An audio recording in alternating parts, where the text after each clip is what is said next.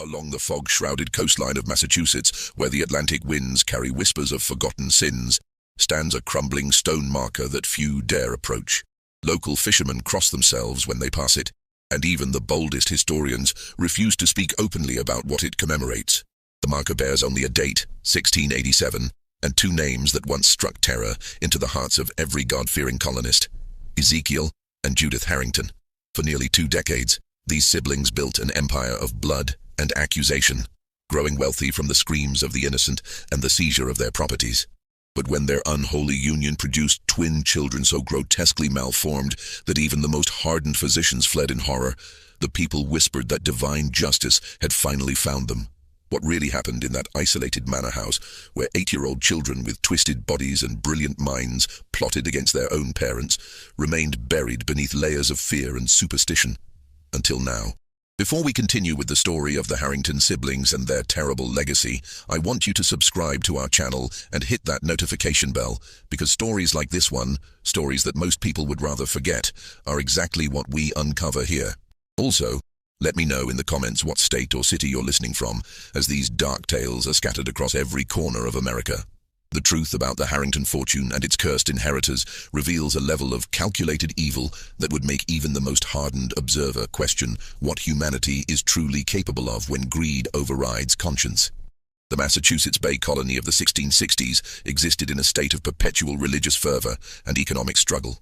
Small coastal communities like Wickham's Harbor, a settlement of barely 300 souls nestled between rocky cliffs and pine forests, survived on fishing, farming, and an uneasy relationship with the supernatural beliefs that governed every aspect of colonial life. The Puritan doctrine demanded constant vigilance against Satan's influence, and in such isolated communities, suspicion could spread faster than wildfire. Ezekiel Harrington, at 28 years old, possessed the sharp features and piercing gray eyes that would later become synonymous with accusation and judgment. His younger sister Judith, 25 and equally striking in her austere beauty, shared the same angular jaw and cold demeanor. But where Ezekiel commanded attention through presence, Judith wielded influence through whispered words and carefully planted doubts. Both siblings had received education unusual for their station. Their father, a failed merchant from Boston, had insisted on teaching them to read, write, and most importantly, to understand the legal intricacies of property ownership and inheritance law. When their parents died of fever in 1663, leaving the siblings with little more than a modest farmhouse and mounting debts, they faced the same bleak prospects as countless other young colonists. But unlike their neighbors who turned to honest labor or trade, the Harrington siblings recognized an opportunity in the growing hysteria surrounding witchcraft. Communities throughout New England had begun employing witch-finders, individuals who claimed special knowledge in identifying servants of Satan. These professionals could command substantial fees for their services, and more lucratively, they often received portions of the condemned's confiscated property. The siblings' first client was the village of Milford, 2 days' ride inland, where crop failures and stillborn livestock had created an atmosphere ripe for supernatural explanations. Ezekiel presented himself as a learned man who had studied the signs of witchcraft, while Judith posed as his assistant, skilled in the art of detecting hidden marks upon the accused. Their method was brutally simple.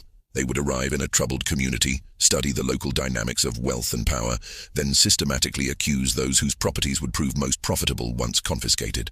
The widow, Constance Fletcher, became their first victim, a woman whose late husband had left her a valuable grain mill that several local men coveted. Under the Harrington siblings' careful orchestration, Constance found herself accused of blighting the harvest through unholy communion with dark forces. The evidence they presented seemed overwhelming. Mysterious marks upon her body, which they had secretly inflicted during a forced examination. Testimony from neighbors who claimed to have seen her muttering strange words, coached by Judith's careful suggestions, and the damning fact that her mill continued to produce flour when others failed, actually the result of her superior maintenance and location. Constance Fletcher was hanged on November 15, 1664, and her mill was divided between the town and the Harrington siblings as payment for their services. But this was merely the beginning of an enterprise that would eventually span 8 different communities and claim the lives of 57 innocent people over the course of 15 years. The decision for Ezekiel and Judith to marry came not from any romantic inclination. Such unions between siblings were technically possible under colonial law when justified by compelling circumstances, but from cold, practical calculation. By 1675, the siblings controlled assets worth more than £15,000, an enormous fortune by colonial standards. They owned property in 9 different communities, held mortgages on dozens of farms and businesses, and possessed detailed records of their various criminal activities spanning more than a decade. The problem they faced was one of inheritance and security. If either sibling married outside the family, their spouse would gain legal rights to a portion of their wealth, and more dangerously, potential access to the carefully guarded secrets that had made their fortune possible. Similarly, if either sibling died without direct heirs, complex inheritance laws might result in their assets being distributed among distant relatives or even claimed by the colonial government. Their solution demonstrated the same ruthless pragmatism that had characterized their entire careers. Ezekiel, as the elder sibling, would marry Judith in a private ceremony performed by a corrupt minister they had compromised during a witch trial in Salem Village. The union would be kept secret from the wider community, presented instead as a business partnership between confirmed spinster and bachelor who had dedicated their lives to serving God through the identification and elimination of supernatural threats. The secret wedding took place on December 21st, 1675, during the winter solstice, a date chosen for its symbolic significance rather than any supernatural beliefs. The ceremony was held in the basement of their manor, witnessed only by the corrupt minister and 2 servants who had been threatened into silence. The wedding itself was a mockery of Christian tradition, performed not in celebration of love or spiritual union, but as a legal maneuver designed to protect their accumulated wealth and shared secrets. The pregnancy that began in early 1676 seemed to validate the siblings' confidence in their unholy arrangement. Judith's condition progressed normally through the first several months, with no signs of complications or abnormalities. The siblings hired a skilled midwife from Boston, paying her an extraordinary fee to relocate temporarily to their manor and provide the best possible care. They ordered special foods, imported medicines, and even commissioned matching cradles crafted from the finest mahogany and fitted with silk bedding suitable for children destined to inherit great wealth. But as Judith's pregnancy advanced into its final trimester, subtle signs began to emerge that something was terribly wrong. The first indication came during the 7th month, when Judith began experiencing movements that the midwife described as unusual in their violence and coordination. Sarah Whitcomb, the experienced midwife who had delivered more than 300 babies throughout her career, had never felt fetal movements quite like those occurring within Judith's womb. Rather than the typical patterns of kicks and turns that characterized normal development, these movements seemed to involve multiple entities engaged in what could only be described as combat. "It's as though they're fighting each other," Sarah confided to her assistant, a young woman named Emma Prescott, who had come from Boston to help with what was expected to be a routine, if secretive, delivery. "I've delivered twins before, many times, but never have I felt such aggressive motion. It's almost as if they're trying to harm one another." Ezekiel dismissed these concerns as the superstitious imaginings of an old woman, but privately he began to worry.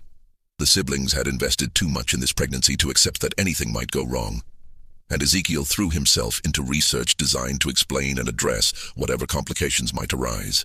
He purchased every medical text available in the colonies, corresponded with physicians in London and Edinburgh, and even consulted with several midwives from other regions to gather information about difficult births and abnormal developments. What he discovered in his research was both reassuring and deeply disturbing. Multiple texts confirmed that twin pregnancies often involved more violent fetal movements than single births, particularly when the children were competing for limited space and resources within the womb.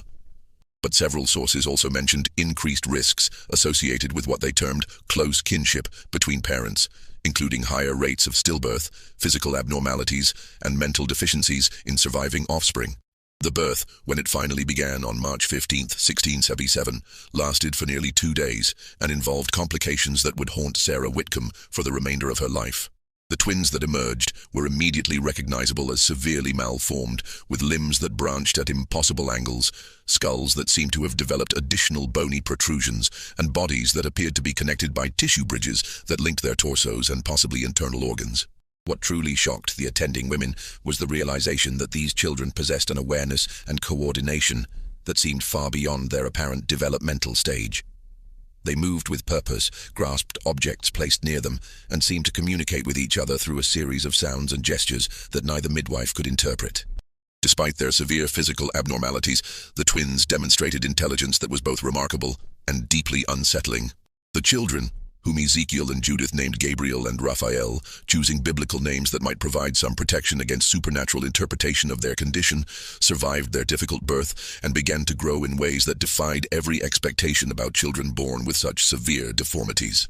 By their first birthday, it was clear that their intelligence far exceeded normal developmental milestones, even as their physical limitations became more pronounced. The years between 1677 and 1685 marked both the height of the Harrington siblings' power and the beginning of their greatest challenge.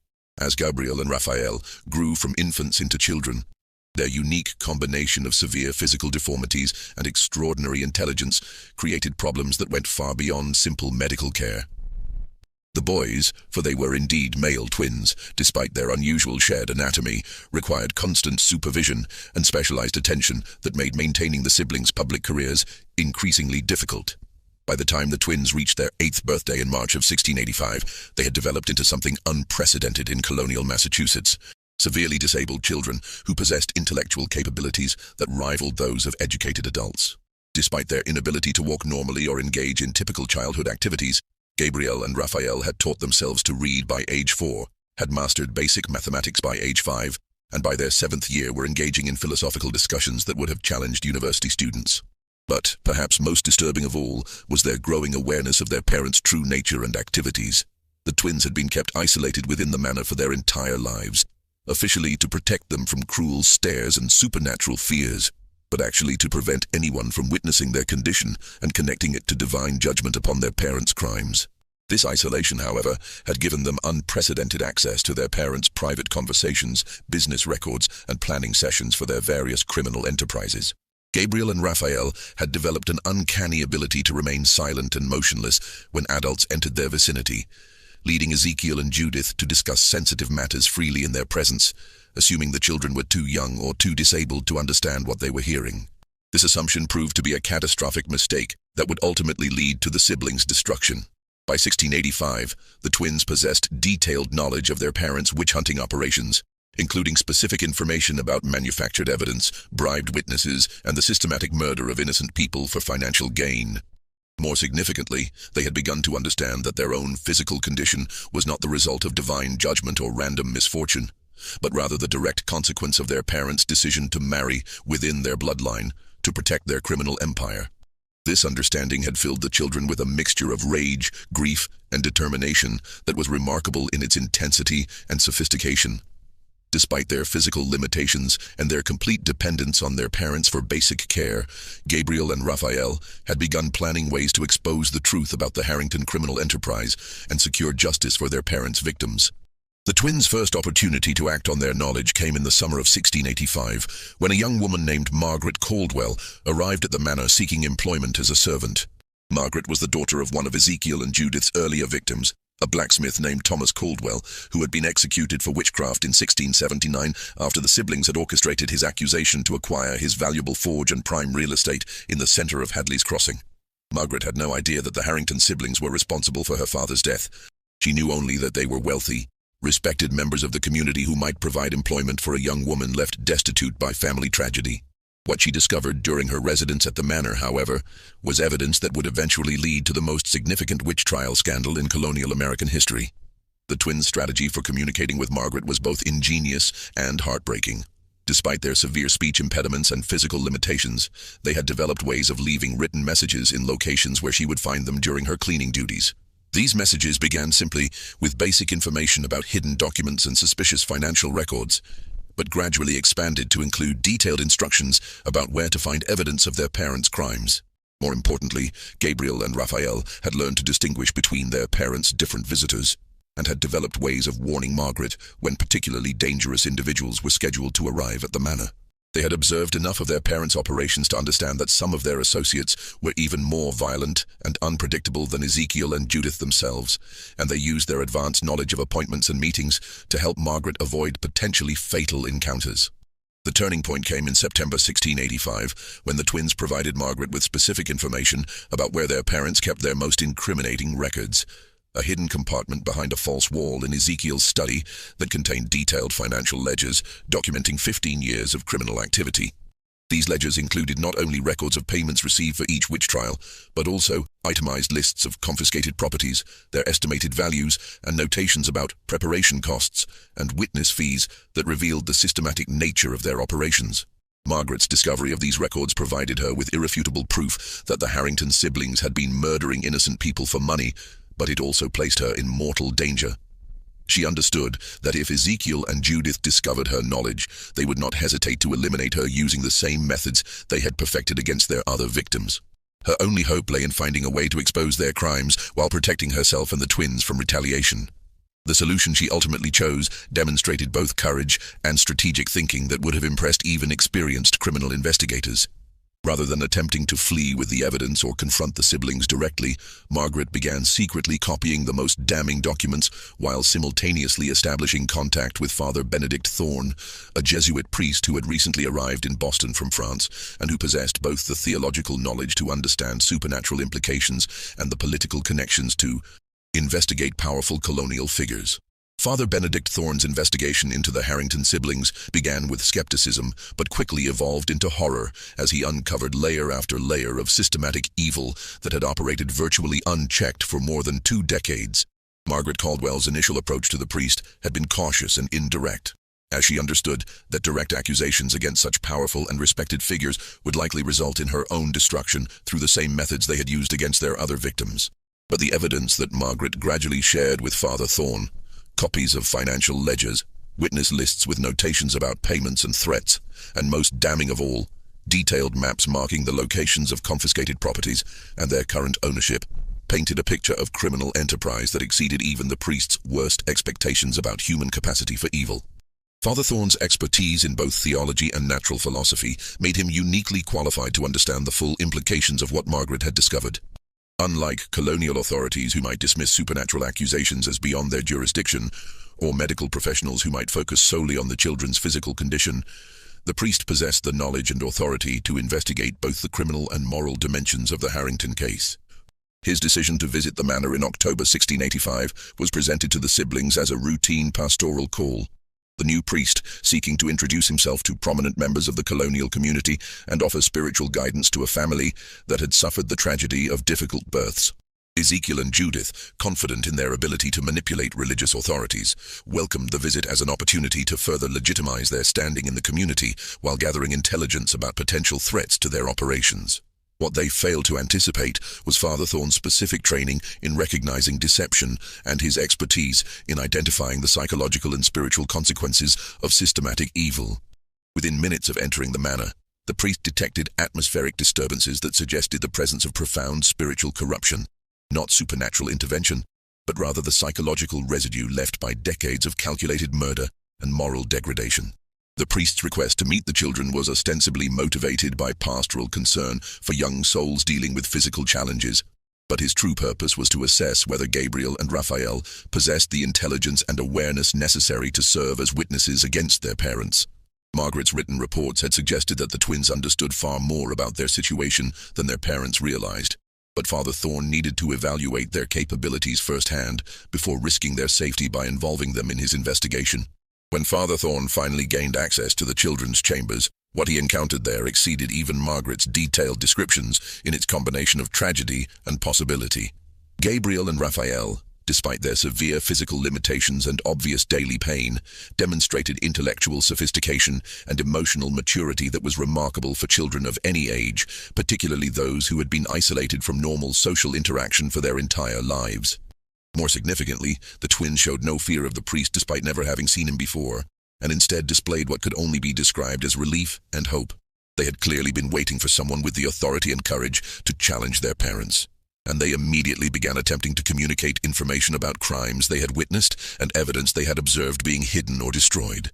Father Thorne's theological training had included instruction in ministering to victims of extreme cruelty, and he recognized in these children the same combination of suffering, awareness, and desperate hope that he had observed in survivors of torture and persecution.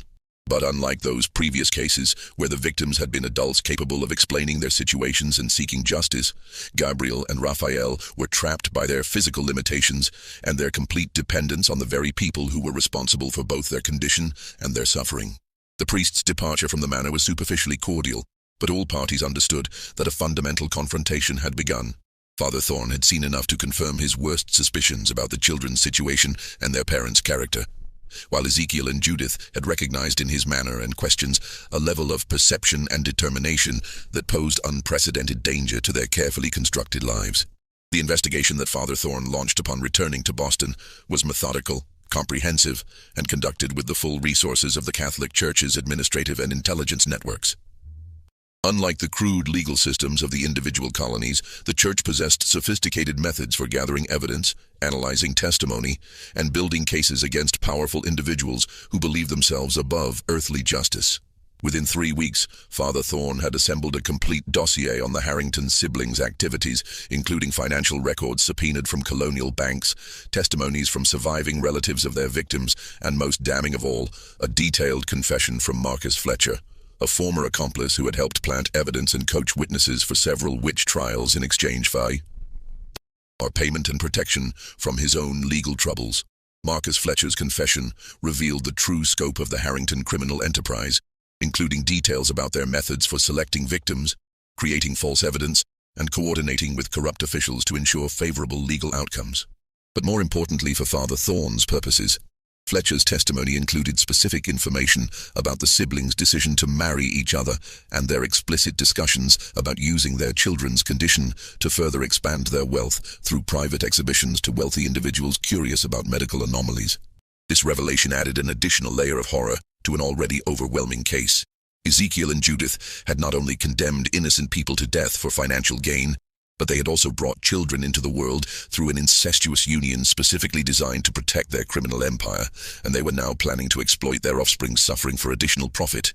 But Father Thorn's most powerful weapon in his campaign against the Harrington siblings proved to be the children themselves. Gabriel and Raphael, despite their youth and physical limitations, possessed detailed memories of conversations and events that provided crucial corroboration for the evidence found in their parents' records.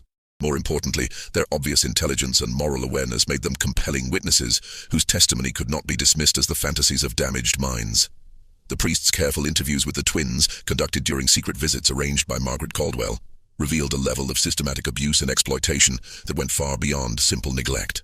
Ezekiel and Judith had not only hidden their children from the world to protect their own reputations, but they had also used the twins' isolation and dependence to conduct psychological experiments designed to test the limits of human endurance and adaptability. Gabriel and Raphael described years of being subjected to painful medical procedures without anesthesia, being forced to perform intellectual tasks under threat of withdrawn food or comfort, and being used as subjects for their parents' theories about the relationship between physical deformity and mental capacity. Most horrifying of all, they revealed that their parents had been systematically documenting their development and behavior with the intention of selling detailed reports to European physicians interested in the effects of consanguinity on human offspring. The final months of 1685 brought escalating tension to the Harrington manor as multiple forces converged to threaten the siblings' carefully constructed empire of blood and deception. Father Thorn's investigation had reached the point where he possessed irrefutable evidence of their crimes, but he faced the delicate challenge of exposing such powerful and dangerous individuals without triggering a violent response that might endanger the children and other potential witnesses. Meanwhile, Gabriel and Raphael had grown increasingly bold in their efforts to assist in their parents' downfall, using their privileged position as isolated invalids to observe and document activities that even Margaret Caldwell could not safely witness. The twins had developed sophisticated methods for recording information despite their physical limitations, creating hidden caches of written evidence that detailed their parents' ongoing criminal activities and future plans. The children's growing defiance had not gone unnoticed by their parents, who had begun to suspect that their offspring possessed more awareness and capability than they had previously realized. Ezekiel and Judith's response to this suspicion revealed the complete absence of natural parental affection that had characterized their relationship with the twins from birth. Rather than feeling pride in their children's intelligence or concern for their well-being, the siblings viewed Gabriel and Raphael's developing autonomy as a potential threat to their security. The crisis that would ultimately bring the entire criminal enterprise crashing down began in early December 1685, when Ezekiel discovered evidence that someone had been accessing his hidden financial records. Scratch marks on the false walls, concealed hinges, and displaced dust patterns on the documents suggested repeated unauthorized entry to his most sensitive files. More disturbing still was the realization that whoever had gained access possessed sufficient knowledge to identify the most incriminating materials. Pages containing direct references to bribery, witness intimidation, and property fraud had been subtly marked with tiny pencil dots that would be invisible to casual inspection, but clearly indicated systematic study. Ezekiel's immediate suspicion fell upon Margaret Caldwell, whose position as household servant provided her with both opportunity and motivation to spy on her employers. But when he and Judith subjected Margaret to brutal interrogation using techniques they had perfected during their witch-hunting career, they discovered that while she indeed possessed knowledge of their crimes, she could not possibly have been responsible for all of the security breaches they had detected. The truth that their own children had been systematically gathering evidence against them for months was so far outside their psychological framework that neither sibling initially considered the possibility. They had become so accustomed to viewing Gabrielle and Raphael as helpless dependents, whose physical limitations rendered them essentially harmless, that they could not conceive of the twins as active threats to their security. This blindness to their children's capabilities proved to be a fatal miscalculation that would ultimately cost them everything they had worked to build. While Ezekiel and Judith focused their suspicions on external threats like Margaret Caldwell and Father Thorne, Gabriel and Raphael continued their intelligence-gathering activities with increasing sophistication and boldness. The twins had developed communication methods that allowed them to coordinate their efforts despite being physically separated during most daily activities. They used a combination of written messages, coded sounds, and even manipulation of household objects to share information and plan their next moves. Their physical limitations, which their parents viewed as guarantees of helplessness, had actually forced them to develop intellectual and observational skills that far exceeded those of normal children their age. By mid-December 1685, Gabriel and Raphael had compiled evidence that included not only documentation of their parents' past crimes, but also detailed intelligence about planned future operations.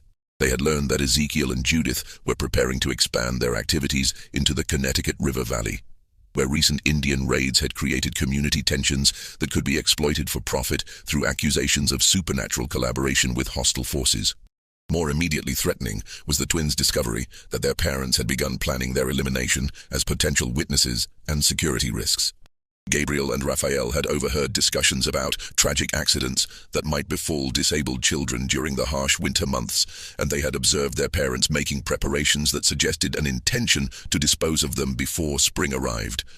The children's response to this threat demonstrated both their remarkable intelligence and their profound understanding of their parents' psychology. Rather than attempting to flee or simply warning Father Thorne about their immediate danger, Gabriel and Raphael chose to accelerate their evidence-gathering activities while simultaneously laying the groundwork for a final confrontation that would expose the full scope of their parents' evil. Their plan was both elegant and terrible in its sophistication. They would use their parents' own methods against them, orchestrating a scenario that would force Ezekiel and Judith to reveal their true nature in the presence of witnesses who possessed the authority and credibility to ensure justice. The twins understood that their physical condition made them unlikely to survive any direct conflict with their parents, but they were willing to sacrifice themselves if their deaths could guarantee the exposure of crimes that had claimed dozens of innocent lives. The opportunity they had been waiting for came on December 21st, 1685. The 10th anniversary of their parents' secret wedding, and a date that Ezekiel and Judith always marked with private celebrations that revealed their true personalities more clearly than any other occasion. This annual ritual, which the siblings viewed as a commemoration of their successful partnership in evil, provided Gabriel and Raphael with the perfect setting for their final gambit. Just when we thought we'd seen it all, the horror in the Harrington Manor intensifies. If this story is giving you chills, share this video with a friend who loves dark mysteries. Hit that like button to support our content, and don't forget to subscribe to never miss stories like this. Let's discover together what happens next. The twins' plan required precise timing, complete commitment, and a level of courage that would have been remarkable in adults, let alone children who had never known life outside the walls of their prison home. But Gabriel and Raphael understood that they possessed something their parents had never expected: the moral clarity that comes from suffering injustice and the intellectual capacity to transform that clarity into effective action. The events of December 21st, 1685, unfolded with a precision that reflected months of careful planning by two 8-year-old children who had never experienced normal childhood, but had instead been forced to develop the strategic thinking of seasoned investigators. Gabriel and Raphael's plan depended on their intimate knowledge of their parents' habits, personalities, and criminal methods. combined with their unique position as witnesses whom Ezekiel and Judith consistently underestimated. The twins had arranged for Father Thorn to arrive at the manor during the evening hours when their parents traditionally conducted their anniversary celebration, a private ritual that involved reviewing their accumulated wealth, reading selected passages from their victim lists, and planning future operations.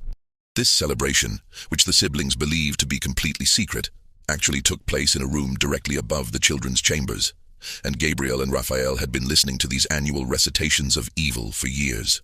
The atmosphere in the manor that December evening was thick, with an almost palpable sense of malevolence as Ezekiel and Judith prepared for their 10th anniversary celebration. The siblings had spent the day reviewing their financial records